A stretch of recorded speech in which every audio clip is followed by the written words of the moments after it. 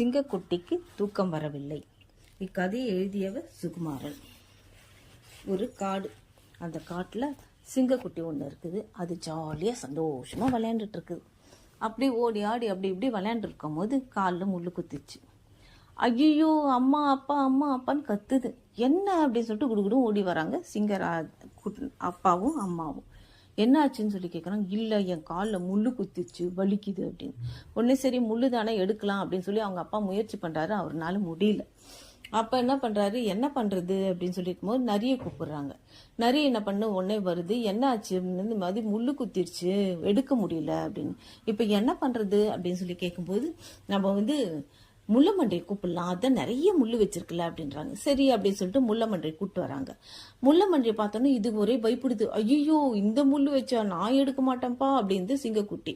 உடனே அதுக்கு முள்ளமன்றை சொல்லுது, இவ்வளவு முள்ளு வச்சிருக்க, நானே வலி இல்லாம இருக்கேன், நீ என்ன ஒரே ஒரு முள்ளு குத்துனதுக்கு இப்படி பயப்படுற, இப்படி அழுவுற அப்படின்னு.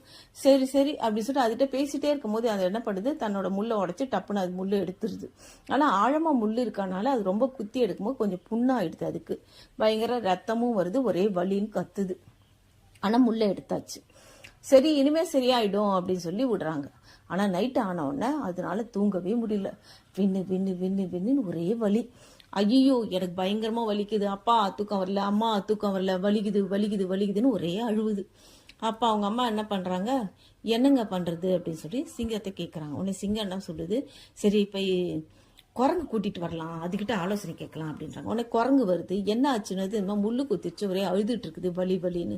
அப்படியா, சரி பண்ணும்போது யானையை கூப்பிடலாம். யானை என்ன பண்ண போகுது, அதோட யானை கூப்பிட்டு வராங்க.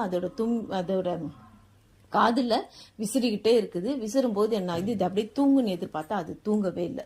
அப்படியே எனக்கு வலிக்குது வலிக்குது வலிக்குதுன்னு கத்துது.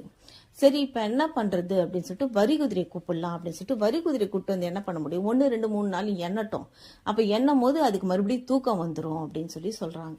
சரின்னு சொல்லி கூப்பிட்டு வந்து பண்ணா அதுக்கும் தூக்கம் வரல. அப்படியே அது இல்ல எனக்கு வலிக்குது, எனக்கு தூக்கம் வரல நழுவுது.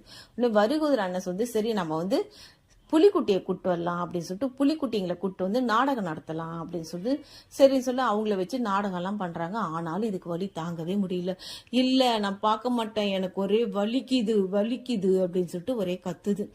சரி என்ன பண்றதுன்னு சொல்லிட்டு சிங்கம் அம்மாவும் அப்பாவும் வருத்தப்பட்டு இருக்கும்போது, சரி அப்ப என்ன பண்ணலாம், சரி மறுபடியும் நீங்க போய் நரியை கூட்டு வாங்க அப்படின்றாங்க. சரி நரி வருது. நரி என்ன சொல்லுது, என்ன இன்னுமா தூங்காம இருக்கு, எல்லாரும் தூங்கிட்டாங்க, இதே இன்னும் தூங்காம இருக்கு, என்ன எல்லாரும் மூழ்கிட்டு உட்காந்துருக்கீங்களா இவங்களுக்காக அப்படின்னு சொல்லிட்டு